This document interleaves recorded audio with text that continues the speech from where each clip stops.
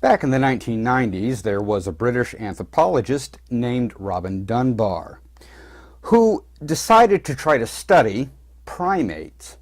And a particular pattern that he found with them was that depending on the size of their cranium, it directly correlated to the size of their tribe, or rather the group of primates that hung around with them on a regular basis.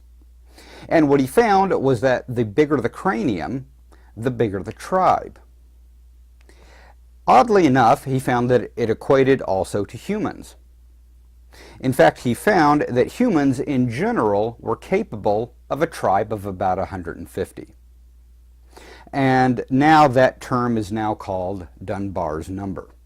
Of course, there's other numbers, other people that are slightly less known that quoted higher numbers, some lower numbers.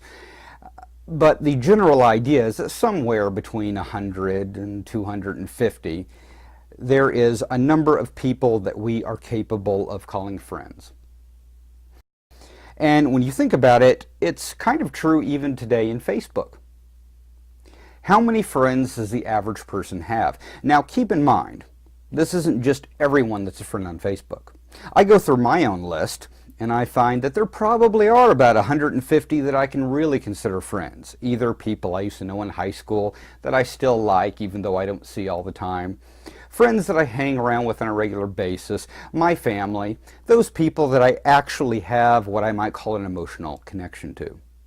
And the rest of them are mostly acquaintances, maybe networking friends, people that somehow I have something to do with because of the various professions I've been in.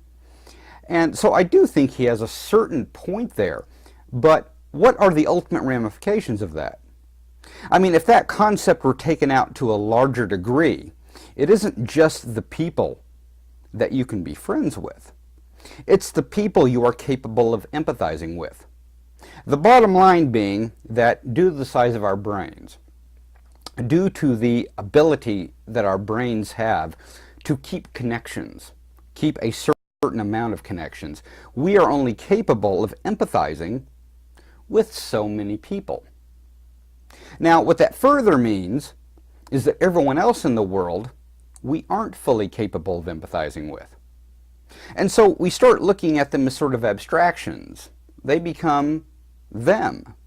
Those people who live in the other states, those people who live in the other countries, those people who live in Washington, those people on the other side of the world, you know, those people in China, those people in England, those people in Australia.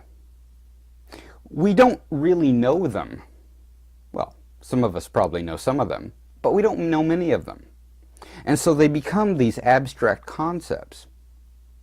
And the difficulty with the way the brain, shall we say, categorizes those abstract concepts is to make them in such a way that to some extent they're less human.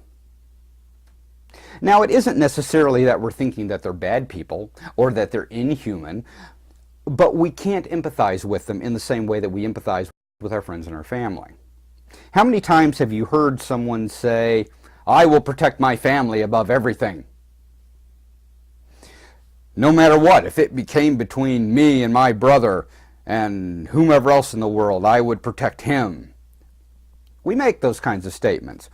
And that loyalty to family, that loyalty to friends, that loyalty to the people in our community, maybe to our state, maybe to our country, maybe just to our sports team, is something that ultimately is somewhat illogical.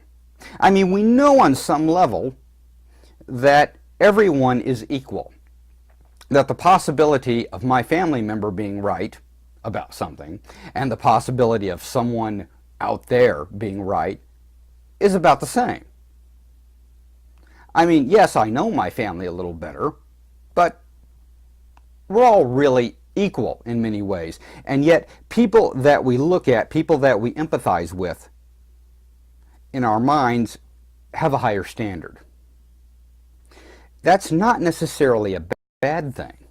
In fact, in many ways, it's a very good thing. That is what allows us to have these strong values of equality or well, loyalty, maybe not equality, but definitely loyalty. Equality is sort of the other side. That's the difficult thing. We believe in equality, and yet it comes into conflict with that value. And to me, that's kind of a paradox engine. And occasionally I will talk about paradox engines being two things that are directly opposite that ultimately move human evolution onward. In most religions, Christianity, for instance, we say to love everybody. And yet many of us find we aren't really capable of that. If for no other reason than the less that we know someone, the less we're really capable of loving them. Now, if you get into Buddhism, for instance, they will actually meditate for long periods of time on loving kindness. They will begin sending out loving kindness to their family, to their parents, then their extended family, then to their friends, and then eventually out into the world. And that is the very thing that they try to overcome, that problem that we have with empathizing with people outside of our group. And yet it almost never works. I mean in an ultimate sense. Even with religions that preach peace and equality and a love for everybody, even in those we find it very hard to do. We have just as many wars in Islam and Christianity and all over the world, regardless of the fact that virtually every religion and indeed ideology, all ideologies are like this. I certainly don't find humanistic ideologies to be any less warlike. They have because it's very much human nature to have this problem with empathy. And even within myself, I think, well, I need to consider everyone equal. I need to have the exact same feelings for someone over there that I've never met that I feel for someone within my own clan. And I should, but I don't. And how do we do that? I mean, really, that strikes at the very heart of what Omnism really is, because Omnism is about trying to get beyond that.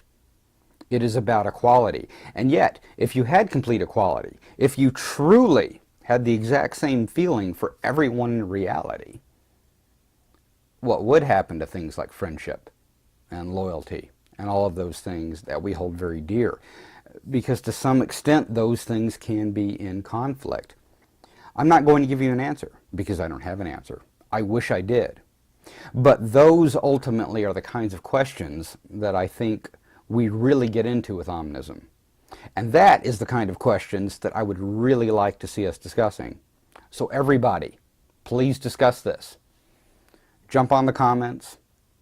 Tell me your opinions. I really want to know. Email me. And let's see if we can get this going. I'm the Urban Omnist. I'll see you guys later.